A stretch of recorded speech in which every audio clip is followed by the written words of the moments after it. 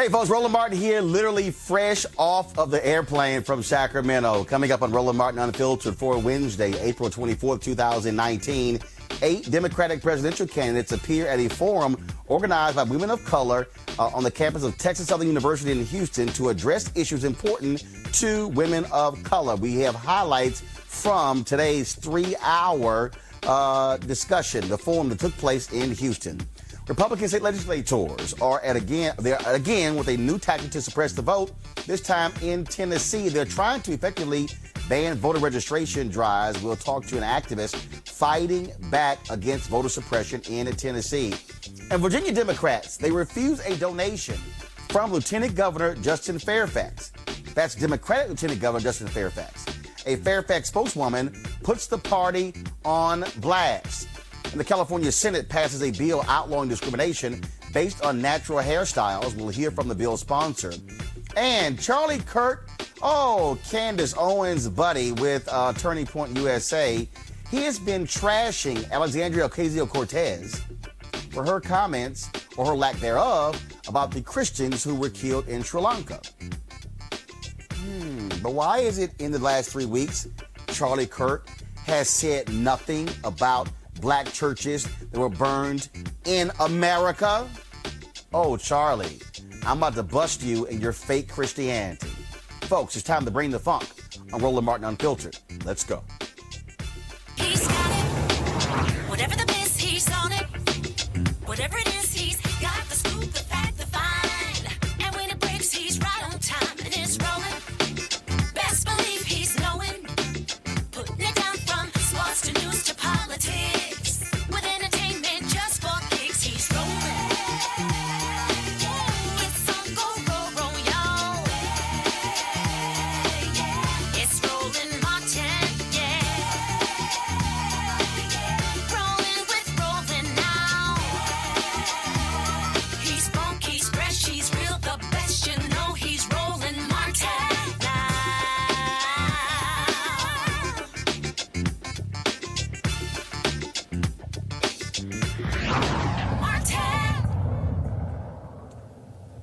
Folks, for years we've talked about voter suppression and what Republicans are doing all across the country. These things ramped up really after the election of President Barack Obama in 2008. Then, of course, you had the Shelby v. Holder decision of the Supreme Court that pretty much gutted Section 4 of the Voting Rights Act. And then that just threw this whole thing into chaos. The Republicans, they continue. I mean, that was in 2012. This 7 years later, they are continuing their efforts for voter suppression. This time in Tennessee, where the Senate is taking up a bill that would essentially criminalize voter registration drives. Now, here's the deal. Close to 90,000 black voters were registered by the Tennessee Black Voter Project in the midterms last year. Tennessee Republican legislators, led by Republican Secretary of State Trey Hargett, fear a rising black electorate will lead to victories for Democrats and progressive candidates all across the state. Now, as it already has in Nashville and Shelby County, that's where Memphis is. Let me say it again. You have seen progressive candidates win in Nashville and Shelby County, where Memphis is located. Not content to suppress voting, these anti-democratic forces are trying to suppress voter registration. Joining us now is Tequila Johnson, Vice President for the Equity Alliance. So, Tequila, they're going to take up this bill tomorrow, correct? Yes, as we know now, the bill has been put off for the last 3 days. So as of now, they're going to hear it in the Senate tomorrow, but that could change at any moment. Now, the last time we talked, they tried to suggest that, well, this is not criminalizing folks. You had, of course, Nashville newspapers taking them to task as well. So have there been any changes to the bill, or does it still remain the same where for every infraction decided upon by the head of voter registration, the registrar in that particular county, that could lead to a fine? Is that still pretty much what the bill says? The last I read, yes, there is talks that they're trying to remove the civil and criminal penalties from the bill, but the last amended bill that I read still had the criminal and civil penalties in there as a part of the punishment. And again, we've been talking about, again, how this is going to impact voter registration groups. How have folks been banding together trying to stop this from actually happening? Well, what we've seen on the ground here is tons of mobilization efforts, both locally, statewide, and nationally, to just bring awareness to what our state legislator is doing and the voter suppression tactics that they're using. Right now, we have people all across the state going out into different counties, continuing to register voters. Lots of people have reached out about how can they help, how can they start a voter registration drive in their community.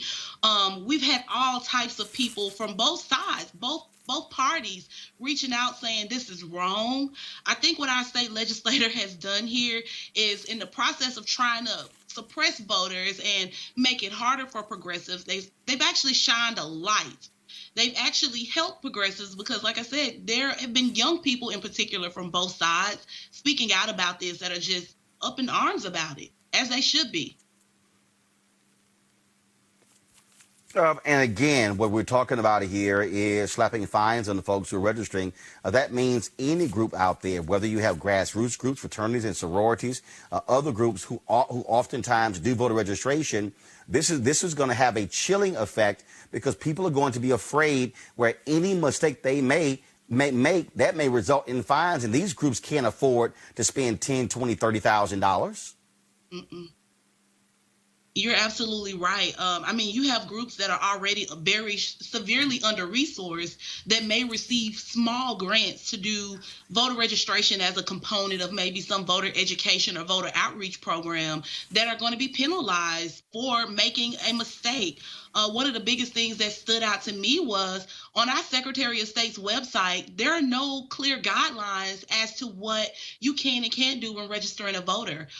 In fact, our Secretary of State, as it stands now, basically leaves it up to the discretion of the different 94 county election commissions to determine how they're going to process forms, what constitutes a complete form, at what point are they going to take it upon themselves to reach out to the voter to continue completing the form. So it is very subjective. And their answer to this problem is not to let's work together and fix the process, but let's slap a bill. Let's create a new law that actually penalizes those groups on the ground that are doing the voter registration, but it doesn't hold a state accountable for making sure that there are clear and specific expectations set forth. All right, then. Well, we certainly appreciate it, Tequila. Keep up the good fight, and we'll keep putting pressure on and making folks aware of what's happening in Tennessee. Yep, thank you. I appreciate you, Roland. All right, thanks a lot. Let's go to our panel. Dr. Julianne Malveaux, economist, president emerita, Bennett College. Michael Brown, former vice chair, DNC Finance Committee. Robert Patillo, civil rights attorney. Robert, I'll start with you. As a conservative, certainly this should be a problem to have Republicans continuing in every possible way to suppress the right to vote. You're absolutely correct. What we have to understand, there's a study from the Brennan Center that came out earlier this year, which articulates the need for automatic voter registration nationwide. So far, we have 11 separate states that have already implemented automatic voter registration. We have another 6 where it's being considered. Ohio, Maine, Hawaii have all, in the last 2 weeks, began the process of implementing automatic voter registration. This is an arcane, draconian, Byzantine system where people have to fill out a particular piece of paper in order to be able to vote. If you get a driver's license, register a vehicle, interact with the government, you should be automatically registered, and then the Secretary of State should keep up with that via our online system. It's 2019. We got smartphones in our pocket. We shouldn't be still be out knocking on doors doing voter registration drives like we were doing back in the 80s and 90s. It's time to implement real reforms to clear up the system and make sure we don't have these efforts coming out every couple of years. Yeah, but Michael, Republicans don't want that. I'll give an example. Every place where they've tried to do automatic voter registration, Republican state legislatures have fought that. That is the last thing Republicans want. In fact, in Maine was a trip a few years ago that they had same-day voter registration. And then the Republican legislature threw it out. Then the voters said, the hell are y'all doing? came back in the next election, put it back on the ballot, and approved it by almost 70%. And so, yes, Robert is correct. It's a no-brainer, but this is a Republican strategy. They do not want to see an increase in voters of black people, of Latinos, frankly, young voters, because they want this thing to be old and white, because people who actually vote in huge numbers are older voters.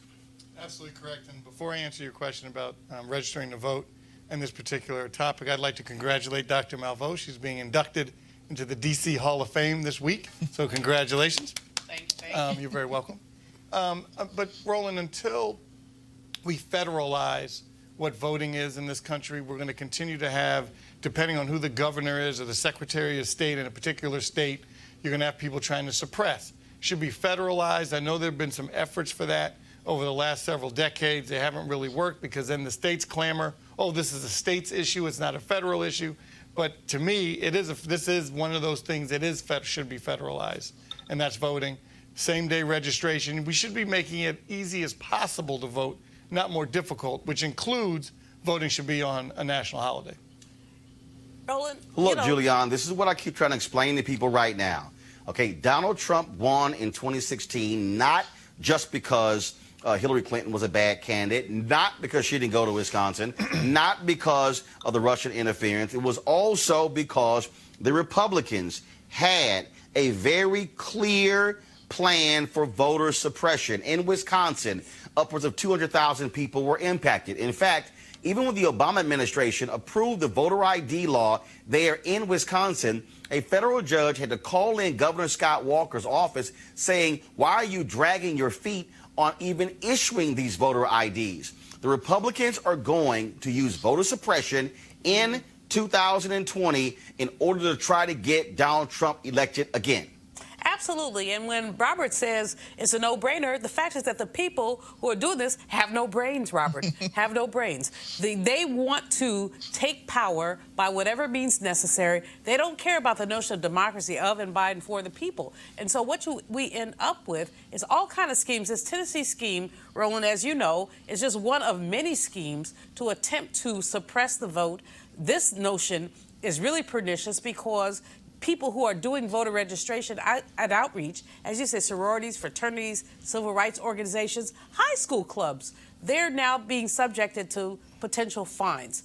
But more than that, what we see, and the Mueller report lets us know what we see, is venal, corrupt, amoral individuals who will do anything to win.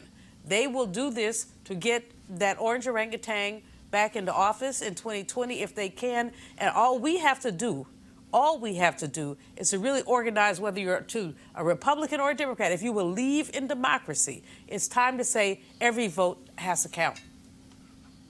Well, again, I'm trying to tell everybody who is watching, you need to understand, if you live in a state where you have a lot of black people, there are going to be efforts to suppress the vote.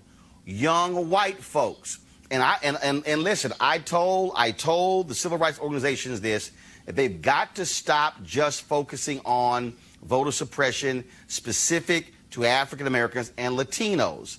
What they've got to do, Robert, and I said to them, I said, white voters, where you have, look, right now in New Hampshire, they are trying to, the Republican legislature, they are trying to pass a law that prevents college students from voting in elections, saying, well, y'all don't really live here. Robert, we saw the exact same thing in Waller County. We've seen it for decades in Waller County, Texas, where Prairie View A&M University is located. We've seen this in North Carolina. We've seen this in many other states as well, because these are the tactics. In fact, in Wisconsin, you had a Republican clerk who admitted that she moved an early voting location off of a college campus because she said too many young people were voting Democrat, so she moved it to a way out location with a small parking lot to make it difficult. So, Robert, even if we have automatic voter registration, you still have Republicans who will do everything they can in order to reduce the number of people who are voting. Final comment. Well, there are legitimate concerns about our voting system and the integrity of such. We saw that in the Mueller report and the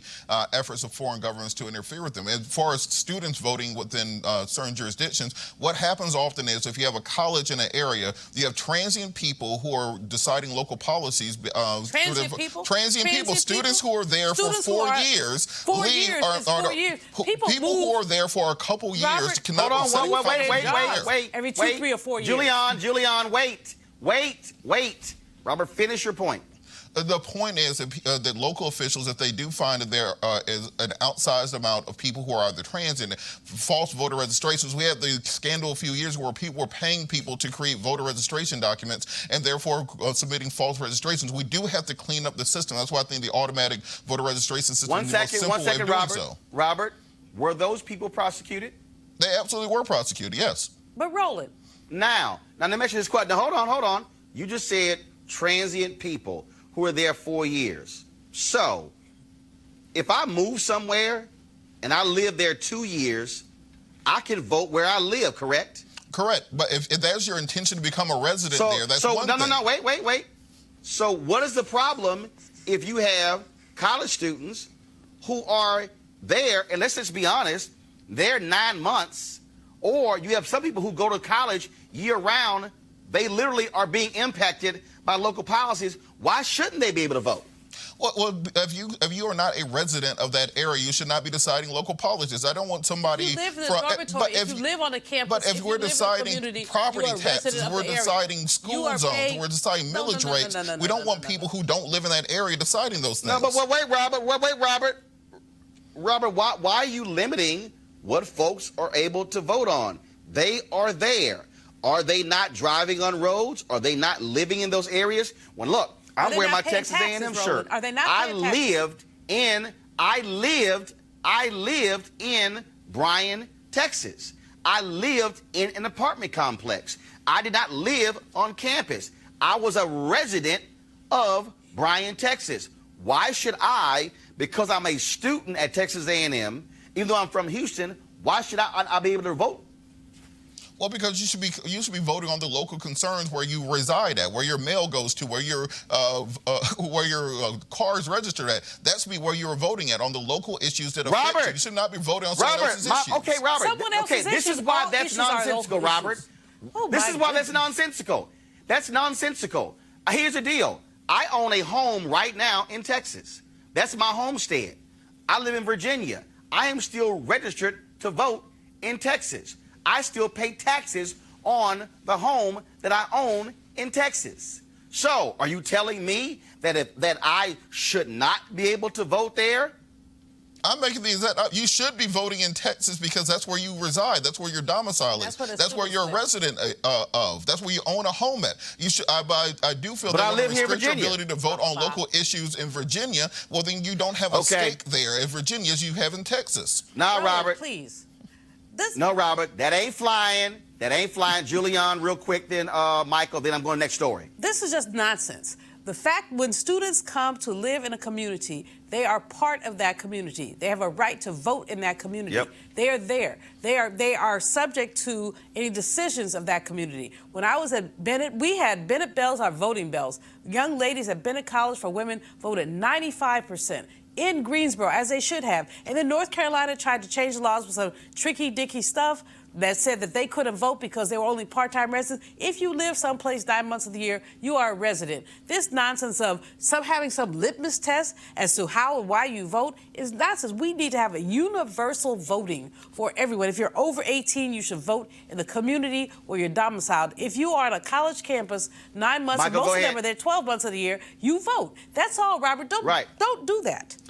Well, just like the census. Michael? Just like the census, with college students, they are counted in that particular city where they live, not where they're from. Boom! And that's like voting. Voting should be the same way. Yeah, guess what? They don't mind those college students being counted to get those resources, but then, we don't want you voting. Just like they count those prisoners in those areas for the census, but don't want them to vote. Hypocrisy, all right, y'all, let's go to what took place. Let's talk about what took place. We just finished within the last hour at Texas Southern University. in Houston, Texas. That was a presidential candidate forum focusing on issues of importance to women of color. It's called She the People. It's the first time ever you've had an event with this focus. Amy Allison, who launched She the People and organized the forum, told the Washington Post, "We want to change the dynamic that women of color had been taken for granted for decades." Also, this morning on the Tom Jordan Morning Show, I talked to Leah Daltrey, longtime Democratic National Committee official, as well as Latasha Brown with Black Voters Matter. They were also participants in this particular event as well. 8 candidates, 8 of the 20 declared candidates showed up at the particular event. Now, here's the deal. Because of the way it was structured, they only had space for 8. And so it was the first 8 people who actually showed up, and that's who participated. And so we have put together a compilation of various comments made. First up is Senator Cory Booker of New Jersey. The question, if you didn't hear it, is, will I pledge to have a woman running mate? I will have a woman running mate. To me, it's really clear that we do that. Thank you, Senator. Thank you. And finally, in your first 100 days, how will women of color know that you're a president for us and our communities? You know, this is something that, to me, is so apparent when you look at leaders, who they surround themselves with, who they put in positions of power, because inclusion is not an adornment. It's not something that just looks for the cameras and the TVs. We know from all the research, having inclusive teams around any leader is essential for having great teams that are effective and that get things done. And so in my first 100 days, you will see teams like I have had since I was the mayor of the city of Newark, since I got to the Senate and didn't just have diverse teams in my office, but made sure that we had more diverse teams in the Senate, to make sure that we are fighting for things like I am on my campaign, not just for diversity and inclusion, but hell, you can't campaign wrong and then think you're going to govern right. And so we talk about the issues that are legitimate and needed to be fought for in our community. And so by the team that I form and the actions that I take in my first 100 days, it will send a clear signal to my mom and to all the people in Newark, New Jersey who first put me in the game that I have not forgotten who I am, where I've come from, and the people that got me to where I am today. All right, next up, another Texan, former Secretary of Housing and Urban Development, Julian Castro. He was asked what he would do as president about gentrification. I think we have to tackle this in many different ways that connects the dots. First of all, we need to make sure that there's a greater supply of affordable housing so that people can afford to live in their own neighborhood that they choose to live in. Secondly, we have to find ways to provide relief for the people that are there, the residents who are living there, so that they are not as impacted, for instance, as property taxes go up, as the cost of living in those neighborhoods go up. There have been a couple proposals, for instance, here in the Texas legislature on how you might provide property tax relief to help buffer low-income residents and prevent displacement. At the national level, I would encourage and invest in communities so that people could find affordable housing supply where they want to live, stay in these neighborhoods, and then be buffered against that kind of displacement. The other thing that we need to do, though, is enforce our Fair Housing Act. And when I was Secretary of HUD, we promulgated and we passed the most groundbreaking rule called Affirmatively Furthering Fair Housing, which was unfinished business from the 1968 Fair Housing Act, and basically said to communities that got federal taxpayer money through HUD, you have to get more serious about equal housing opportunity in your jurisdiction. So, we promulgated that rule. The first plans from cities started to come in October, I think it was October 4th of 2016. And then when Dr. Carson and the Trump administration got in, they actually put that on ice.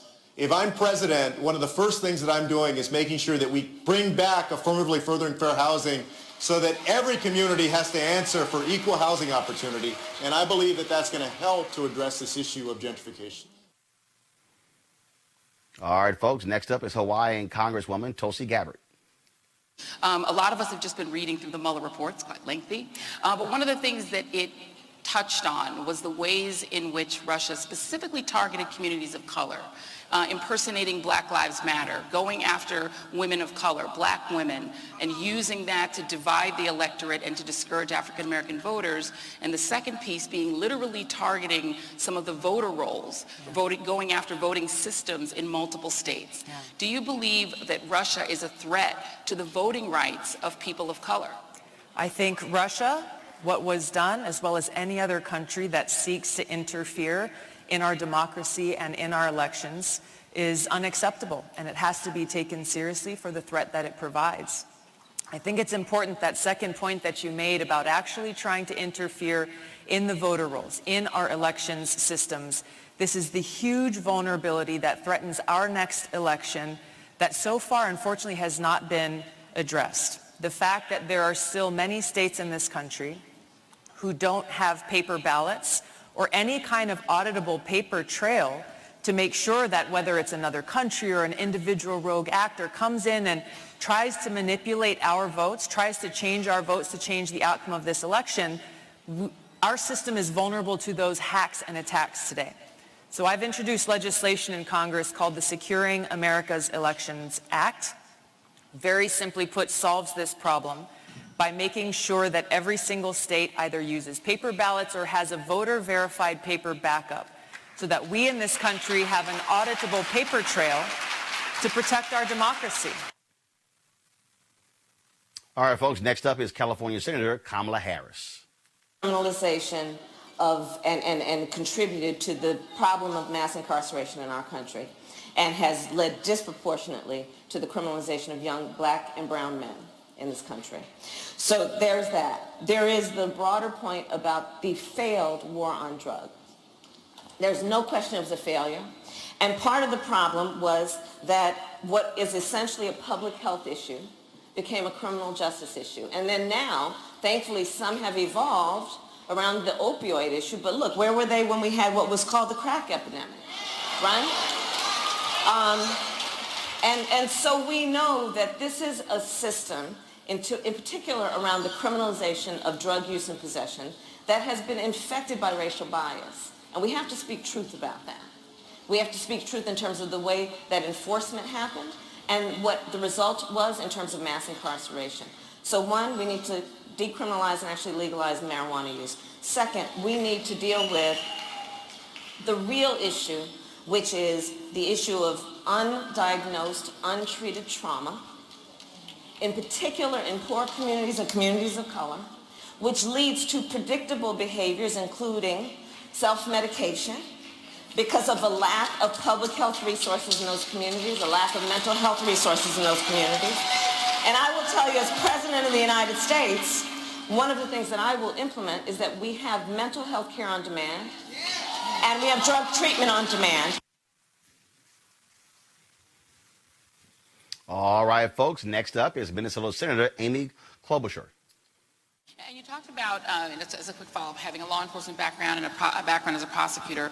One of the reasons it's so rare for police officers to be convicted in cases like Philando Castile's and others, no matter what the circumstances, police officers get the automatic presumption, essentially a presumption that they are in the right so long as they can assert that they feared for their life. And it's really on the officer's word most of the time. At least that's the perception of most of the public. Do you support laws that give officers so much of a presumption of being in the right in shootings of unarmed civilians? Or should the laws be changed either to change that presumption and make there be more investigation, or to take the decision on prosecution out of the hands of prosecutors who are often working hand in hand with the police? Okay, so a few things on that.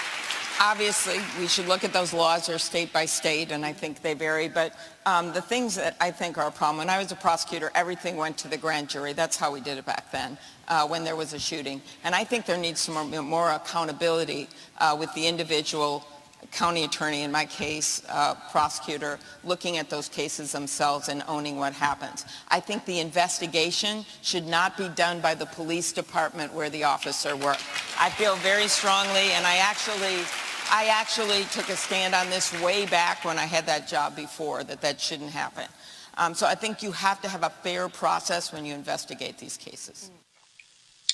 Here's a question former Texas Congressman Beto O'Rourke got from an audience member. My name is Tequila Russell. I'm a member leader of Restaurant Opportunity Centers, and I'm a server in New Orleans with a minimum wage of just $2.13 an hour. What are your plans to ensure that all workers, including tip workers like me, get the full wages that we deserve so that we can feed our families without being harassed daily? Thank you for the question, for offering your experience as an example for the urgency with which we must meet this challenge. So yes, I support a $15 minimum hourly wage in this country for everyone without exception, regardless of your occupation. I want to make sure that you are protected from harassment and intimidation in your place of work. So I want to strengthen those protections and the accountability and justice for those who violate the protections that are in place. But I also want to acknowledge that a minimum wage is not going to be enough, especially when it comes to women of color. Women alone in this country are paid 80 cents on average what a man is paid for the same job. But African American women, 61 cents of what a man is paid. Latinas, 53 cents of what a man is paid. We also need an equal rights amendment ratified in this country so that no woman can be discriminated against on any basis whatsoever. So those are the ways that I want to meet this challenge. Thank you. Folks, next up is Vermont Senator Bernie Sanders. And I think what the questioner is getting at is a phenomenon that is actually global. We're seeing it throughout Western Europe as well, as influxes of immigrants from the Middle East come in. You're seeing the same kinds of rises of white nationalism. Well, let me just say a word on that. That's correct. Yeah, so as president, what would you do to return the U.S. to global leadership on that issue? Well, you reverse exactly what Trump is doing. Trump is a cowardly, authoritarian president who is trying, he hides the reality that he has tried to throw 30+ million people off health care, give huge tax breaks to billionaires, cut Medicare, cut Medicaid, and education. You can't win an election doing that. So what do? You do what demagogues in Europe and in this country have always done. You scapegoat. You go after immigrants. You go after people of color. You go after minorities. You say those people are the problem. It's not Wall Street. It's not the drug companies. It's not the insurance companies. It is undocumented immigrants. That is demagoguery. You're right. It exists in this country. It exists all over the world. And as President of the United States, our foreign policy will not be, as the current one is, to support authoritarian bigots all over the country. It will be a policy of supporting democracy and human rights. Last up, Massachusetts Senator Elizabeth Warren. She was asked about black mothers dying in childbirth. You know, I think everything that happens in government is ultimately about our values. But boy, nowhere do you see it more than measure the values that a country has by how it treats its mamas and its babies. And there is a specific problem, as you rightly identify, for women of color who are 3 to 4 times more likely to die in childbirth. And here's the thing. Even after we do the adjustments for income, for education, this is true across the board. This is true for well-educated African-American women, for wealthy African-American women. And the best studies that I've seen put it down to just one thing: prejudice. That doctors and nurses don't hear African-American women's medical issues the same way that they hear the same things from white women.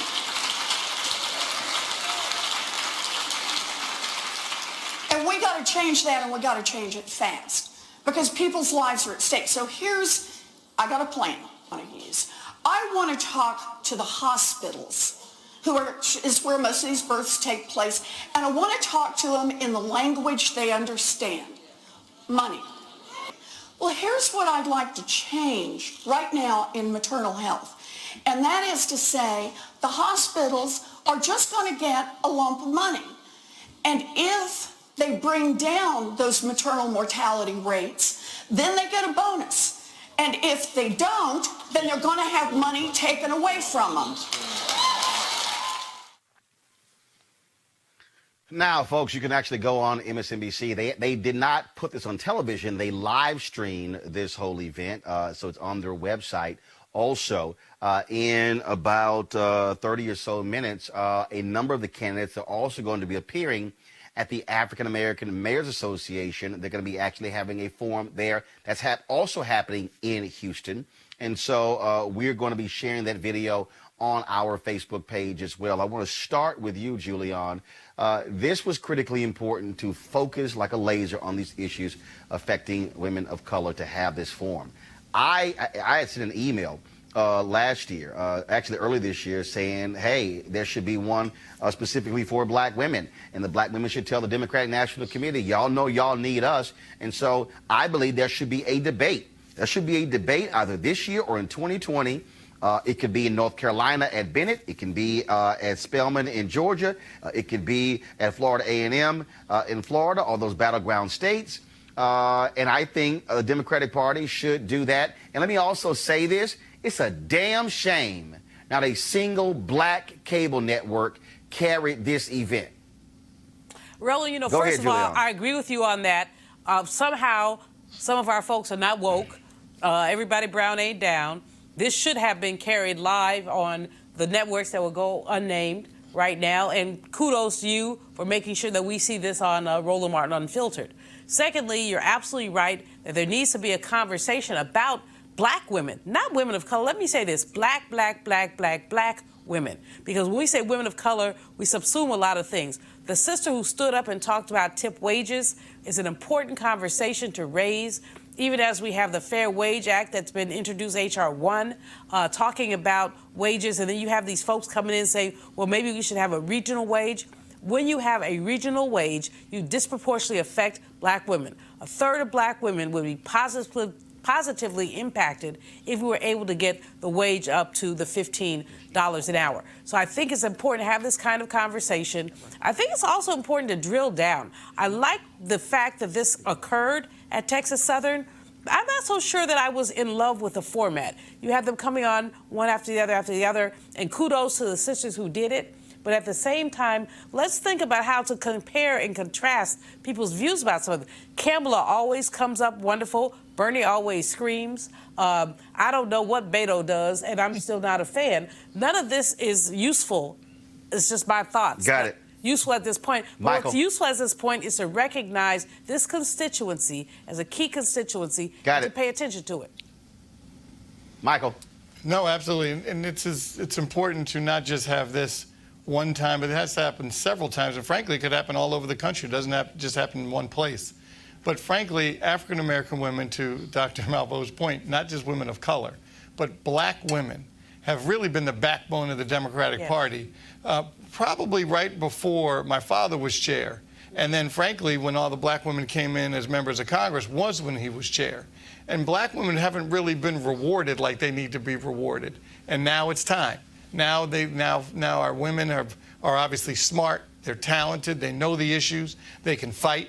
And whether they're at the top of the ticket or the number 2 on the ticket, either way, you will see, I think, a person of color on the ticket in 2020. No, black person, Michael. All right, Robert. Oh, sorry, I've been correcting myself about that. And Claire, I'm going to defer most of my comments to Dr. Malveau, who is the smart, educated, powerful black woman on the panel, so her word goes. But I think it's very important for us to have this conversation in areas of, for this one, of people of color, but also in primarily African-American spheres, because what we saw in the broader feminist movement, the Pink Hat movement, the Women's March movement, was the needs of African-American women being subsumed into the masses, that they will use your bodies, they'll use your energy, they'll use your organization, but the minute that Tamika Mallory says something that makes them mad, they're ready to pull funding and not willing to have these conversations. So let's keep this talk going. Let's have one for black women at Spelman or Bennett. Let's have one for black men at Morehouse or Clark Atlanta or Howard. Let's get all the candidates on record, and let's expand it out to all 20 of the Democratic candidates. Let's get Larry Hogan and Donald Trump and Bill Wells in there and find out what their agendas are too, so we can go into the voting booth with a completely informed and honest vote. Robert, I was almost going to love you until you said, see Real what quick. Donald Trump says about black men. You know what he said about black men. All right. Right, but the point is a critical point because I will say this here. The reality is we saw this during the election. There was a 9-point gap between black men and black women for Democrats in 2016 as well as in 2012. So it wasn't just a matter of Trump and Hillary Clinton. It also was Obama and Mitt Romney. So that's a critically important issue. Let's talk about what happened in California. A bill guaranteeing the right to wear braids, locks, and natural hair at work passes the California Senate. Thank goodness. The fact that we should have to actually pass a bill shows you the kind of racism you're dealing with in the United States. And so, again, very good after that bill passed. Now, let's talk about what's happening in Virginia. The Virginia Democratic Party has refused a donation from Democrat Lieutenant Governor Justin Fairfax. The Fairfax's Political Action Committee tried to buy a $2,500 table at a Democratic Party dinner. The party said they were not comfortable accepting the donation at this time. Now, Fairfax has been accused of sexual assault by 2 women going back 19 years. Has he been convicted? No. Has there been a legal investigation? No. Just the allegations. Now, Fairfax spokeswoman, Law Victoria Burke, said this, quote, he is innocent and has passed 2 polygraphs and repeatedly called for an investigation. The Virginia Democratic Party, she said, quote, has assumed he is guilty of a violent criminal act with no investigation or even a conversation to ascertain his version of the events. Now, here's what's interesting about this, and I want to start. I want to throw this out here.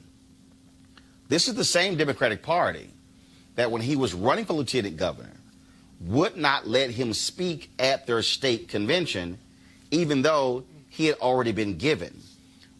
Robert, we have some things going on here with the Virginia Democratic Party and Justin Fairfax. He ran for attorney general, barely lost. He came back, ran against the person who Terry McAuliffe wanted to be lieutenant governor, beat her. Then he won in the general campaign. And so do you agree with their decision not to accept him by allowing him to buy a table? He is still the lieutenant governor of the state of Virginia. Absolutely not. You're innocent until proven guilty. I know previously I've said that Fairfax should have stepped down, and this is part of the reason that I thought he should have stepped down, because of the blackballing that he's going through now. So now you're becoming a political pariah where you can't move your agenda forward, where you can't get things done. But as far as the Democratic Party goes in the state, they have a responsibility and a duty to serve him just as they do any other candidate. Did they deny the donation from Northam, Coonman? Did they deny the donation from the attorney general who also wore blackface? Did they deny the donation from other Democratic officials who have been caught in other scandals? No, it just seems that they are coming down on Fairfax, and he is being blackballed by the state party. They want him to go away, and we can't let it happen. You know, Roland, Julian, this is troubling to me because while many feminists, myself included, say believe the women, we know from black history that believing the women can often put you in a quagmire where black men have been unfairly accused of rape and been lynched because of it. I'm not saying anything about Dr. Tyson or the other lady, Meredith Watson, about their accusations. What I'm saying is that Justin Fairfax maintains his innocence, and we should, if there's no due process, accept that. I'm concerned that the Virginia Democratic Party, as Robert has said, has a history with Justin Fairfax, and it's a history of hostility. They did not support him even as he was the Democratic nominee for governor, for lieutenant governor, rather. And so we have to look at this and peel back the layers. This is not simple. It's intersectional, and there's some racism involved here, as well as some real legitimate questions about what happened between Mr. Fairfax and those women. It's a hard place for the Democratic Party to be, but if he wants to seat pastors and others at a table to have networking opportunities, he may not even show up himself. I take the money. Michael. If I were the lieutenant governor, I would show up and go anyway. And clearly, and put the party in a defensive posture, because what are they going to do? Kick him out with his detail? No, they're going to let him in. He'll probably sit at somebody else's table, and you force them to put them on the defensive. It's a Democratic Party, state party function. He needs to be there. He should go anyway for free. All right, folks, going to a break. We'll be back on Roland Martin Unfiltered in just a moment.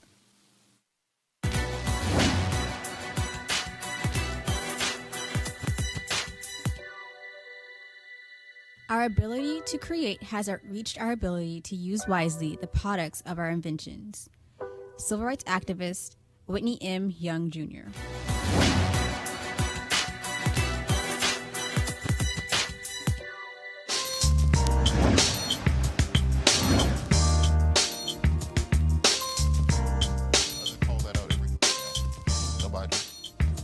All right, folks, our HBCU Giving Day University is Texas College. They are founded, of course, in 1894, located in Tyler, Texas. Notable graduates include Johnny Thomas, Irma P. Hall, and Mildred Faye Jefferson. If you want to support Texas College, go to texascollege.edu. That's texascollege.edu. Or you can support your own pick, if you will, of a HBCU. And so it's important for us to support our institutions. That's how valuable they are. All right, folks, Southern University in Baton Rouge, Louisiana, has been awarded a $50,000 campus improvement grant through Home Depot through their Retool Your School grant program. The program awards grants to HBCUs to make sustainable improvements to their campuses. The grant will be used in the beautification of the iconic popular part of the bluff overlooking the Mississippi River. So certainly congratulations to Southern University. Also, of course, the mobility grant that Ford is going to be providing is going to be announced in a few weeks. Of course, we've been promoting that. We're going to share with you exactly the winner of that particular event. And don't forget, on Monday, I'm going to be broadcasting live from Greensboro, North Carolina, with the American Heart Association. They have an initiative where five HBCUs are competing to receive one of their year-long grants to deal with the issue of heart disease. And so we're going to be broadcasting from Greensboro, from the Civil Rights Museum in Greensboro. So we're looking forward to that. So we're glad to see all the different people who are supporting and working with, of course, HBCUs. Guys, I want to talk about this this real quick here, and that is, I'm not going to play the video because I don't want to even hear what he has to say. But Donald Trump says he will go to the Supreme Court if Congress tries to impeach him. Wouldn't it be nice, Robert, if we had a person sitting in the Oval Office who actually read the Constitution? Does he understand that the Constitution gives Congress the power to do so? Really? You're going to run to the Supreme Court? Can this dude read? How about if we get a Sesame Street version of the Constitution? Maybe he can understand that, Robert. Well, I hate to tell y'all, but Trump is right. The Constitution says that the president can be impeached for high crimes and misdemeanors. It never details what high crimes and misdemeanors are. There needs to be a Supreme Court clarification as to what exactly the criteria are set out for that. That's why Bill Clinton could get impeached for hanging out with Monica Lewinsky. That's why there's no criteria set out. The Supreme Court has to set that. But presidents have decency, Robert. Wait. Why does the Supreme Court have to set it when we've actually had, in the history of the United States, you've had 3 presidents who've gone through a process. One fully went through the process, Andrew Johnson. Then, of course, you had hearings with Richard Nixon. Then you had Bill Clinton. I don't recall the Supreme Court weighing in those 3. Well, as with most things, you don't get a decision until it's tested. None of those presidents went through the process, primarily because they were guilty. Andrew Johnson was guilty. Nixon was guilty. Frankly, I think Bill Clinton should have gone to the Supreme Court on that issue, but he knew he wasn't going to get removed by the Senate, so he knew it was a negatory action. The correct course of action legally for the House of Representatives, given the statements of the Mueller report, would be to censure the president, to condemn him, and have a joint resolution with the Senate on that. The idea that impeachment will be appropriate this time isn't really a practicable solution, and the Supreme Court is absolutely the venue where you would make that argument at. You go to the Supreme Court, they tell you what a high crime and misdemeanor is, then you can proceed with the impeachment proceedings. You know, Julian, there's a reason why the framers did not define that, because high crimes and misdemeanors are not criminal charges, they are political charges. Precisely. And what you see, I would reference everyone to a column that Willie Brown, former mayor of San Francisco, wrote in the San Francisco Chronicle this weekend, in which he talked about the downside of impeachment, which is just getting us all caught up in this as we move into the 2020 election.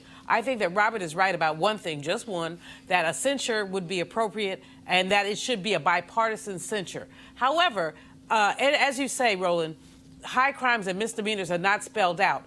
But even the most rabid Republicans agree that if this man did not cross a line, he basically danced with it intimately, came all the way to it. His son did not have an interview.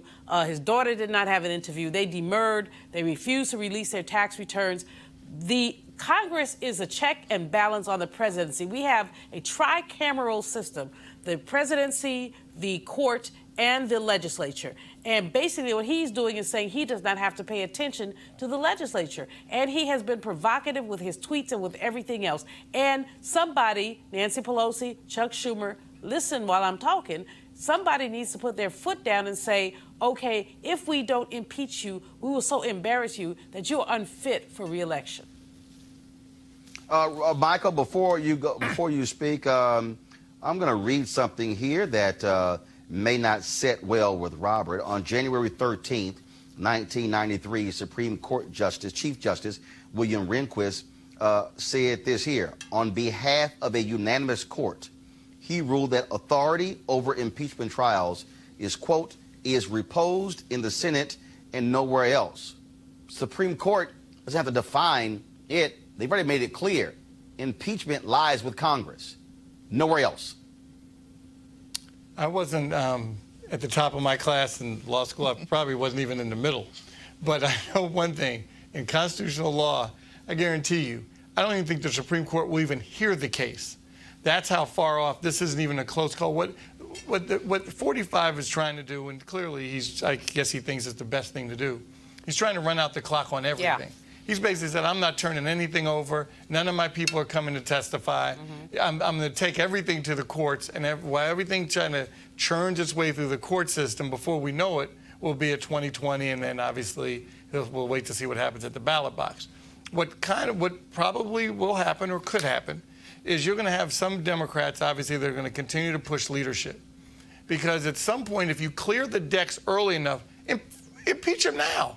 If he refuses to send his people up to the Hill, not turning over documents, impeach him now. You'll be done with the impeachment hearings before the end. Let me finish. Before the end of the summer.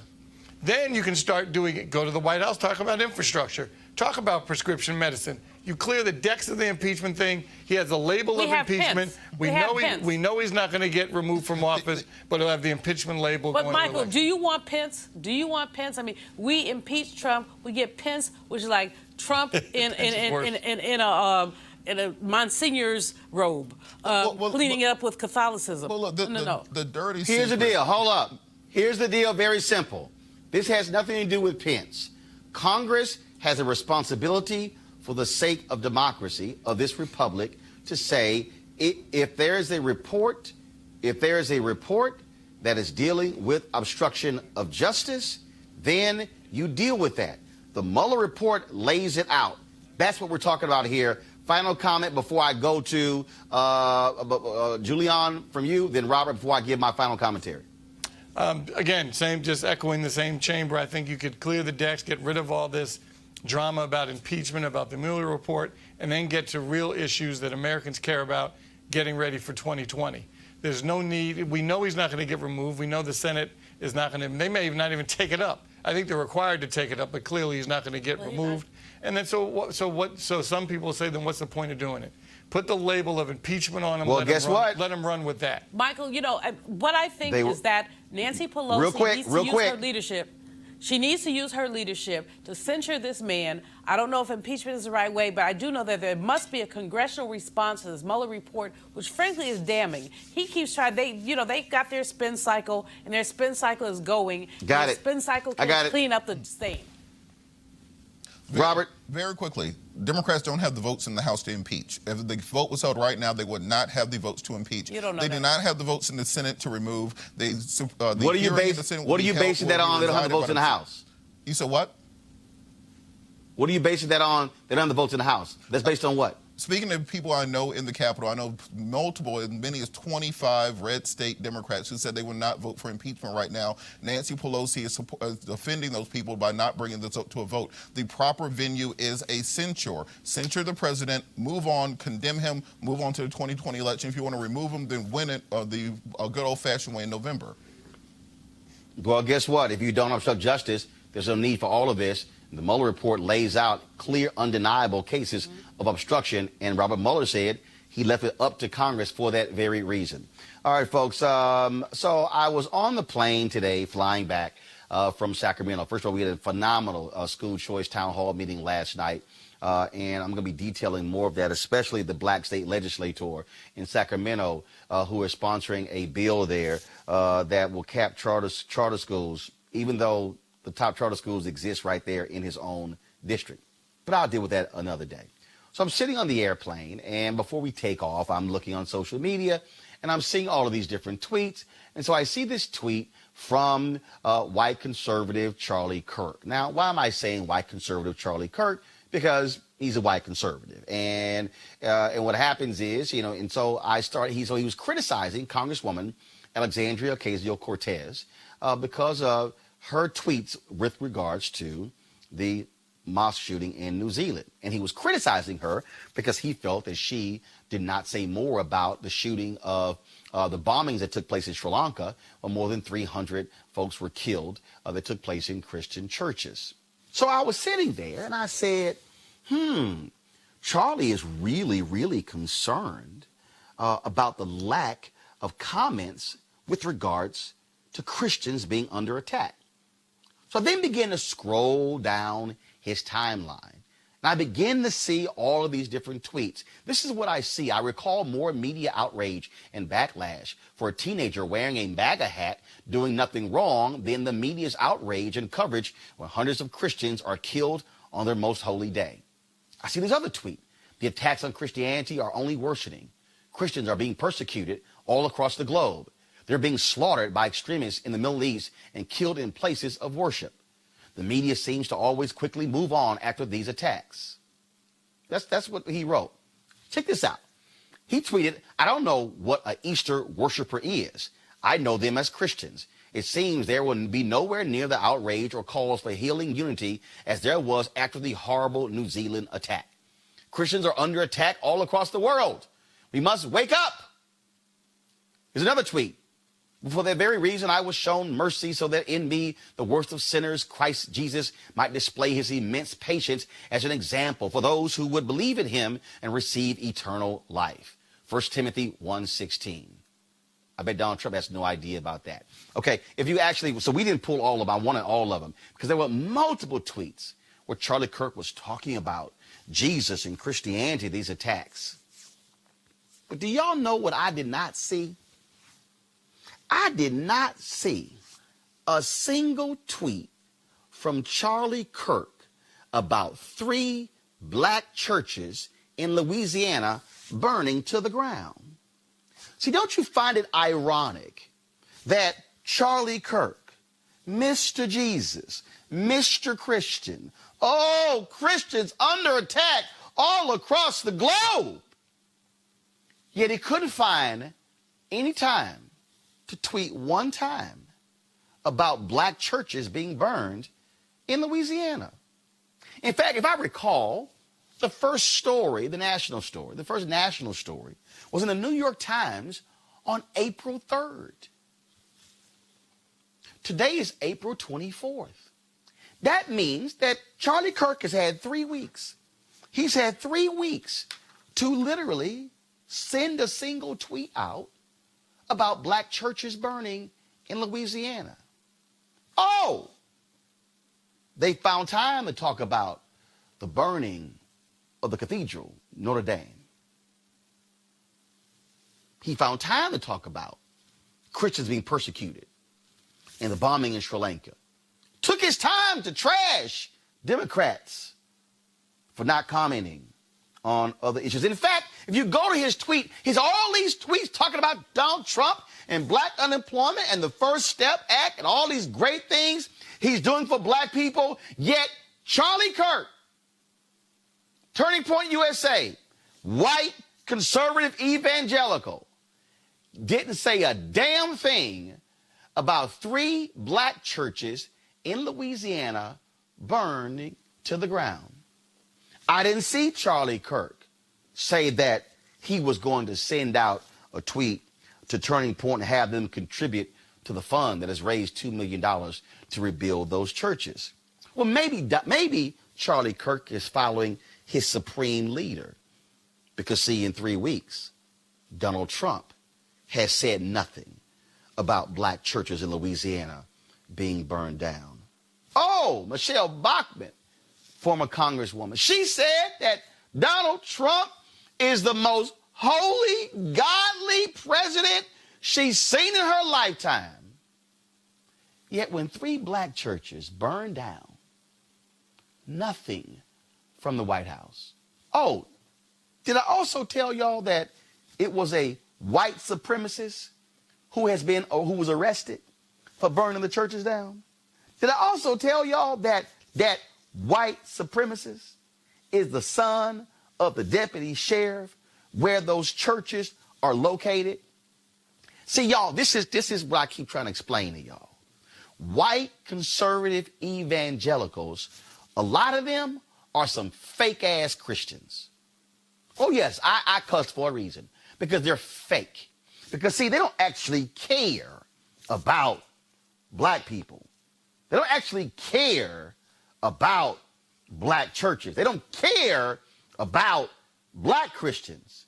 See, what they want to uphold is white Christianity. And see, when you hear them go all around talking about Sri Lanka and what's happening in the Middle East, don't y'all find it convenient? It's sort of like the people, these same white conservative evangelicals, who could go build wells, water wells in African nations, but surpass poor folks in America. They'll skip over poor black people in America to go run to see some people in Africa. Because see, y'all, that's what they've always done. And so I say, Charlie Kirk, I don't want to hear you criticize anybody about the Christian churches that were bombed in Sri Lanka. I don't want to hear anything. I don't want to see any of your Jesus tweets. I don't want to see any of your, oh, how Trump is this great person for black America. You see, I'm going to tell you this, I'm going to close it on this one here. Michael Williams is a black Republican. Michael Williams worked in the Bush administration and the Reagan administration. Michael is a friend of mine. Michael lives in Arlington, Texas. Michael was going to host a fundraiser for a Republican candidate who was running against then Democratic Congressman Martin Frost. This white Republican was trying to oppose Frost. And so Michael and his wife Donna were going to hold a fundraiser at their home for said congressman. Well, at the time, there were some black churches that had been burned across the country. Donna, Michael's wife, said, is he going to say anything about the black churches being burned? Michael calls him to say, hey, are you going to make a comment? And they said, well, no, we're not going to make a comment. Then Michael said, wait, hold up. It's a black churches being burned. Now, mind you, the same white Republican was traveling, had a plan to go to black churches with J.C. Watts to get their votes. Michael asked again. Michael said, are y'all going to make a comment about black churches being burned down? They literally said, we don't want to pander. Mike said, wait, hold up. Y'all going to black churches with a black member of Congress, but you think it's pandering to make a statement about black churches being burned? Mike went back and told Donna. Donna, Prairie View A&M graduate, great engineer. Donna said, ain't no man welcome in my house if they are too much of a coward to speak out on black churches being burned. That fundraiser never took place by Michael and Donna Williams. It never took place in their house. Because see, Donna, a Christian woman, a black woman, an HBCU graduate, said, Ain't nobody welcome in my house who's afraid to speak about black churches being burned down. Y'all need to understand, white conservative evangelicals like Charlie Kirk don't give a damn about black people. All that crap he tweets about black unemployment and the criminal justice reform, no, that's all BS. Charlie, stop talking about Jesus, because if you don't have the guts or the courage to even show sympathy for 3 black churches being burned down, you are as fake a Christian as I see fake handbags in a swap shop all across America. You are a joke. I am the husband of an ordained pastor. I am a Christian book author, and I could have the decency to speak about the attacks on Christians. But y'all can't even talk about 3 houses of worship being burned down. You know why? Because they're 3 black churches. Charlie Kirk, you've exposed who you are, and we know exactly who you are. And you can take your little girl, Candace Owens, and go wherever y'all want to, because the reality is y'all don't care anything about black folks. Michael, Robert, and Julianne, I appreciate all of you being on my panel today. We want to thank all of you for watching the show. Tomorrow, I'm going to be broadcasting from Virginia Beach, Virginia, along with the folks with XQ America, where they're having one of their events there. Pharrell is having his music festival in Virginia Beach. We'll be broadcasting the show from there tomorrow, so we look forward to that. And again, we also want you guys, if you want to support Roland Martin Unfiltered, please go to RolandMartinUnfiltered.com. Please join our Bring the Funk fan club. You can give. My goal is to get 20,000 of our donors over the course of a year to give at least $50. You can give monthly, you can give one time, you can give recurring payments. It's up to you. But if you can't give 50, whatever you can give actually helps us. We will certainly appreciate that because we want this to be an independent place. This is an independent media company. No major media company owns me or controls my voice. And we want to be able to speak truth to power as best as we can. So please support us in any way possible. Go to RolandMartinUnfiltered.com. All right, folks, I shall see you tomorrow. Have a great day.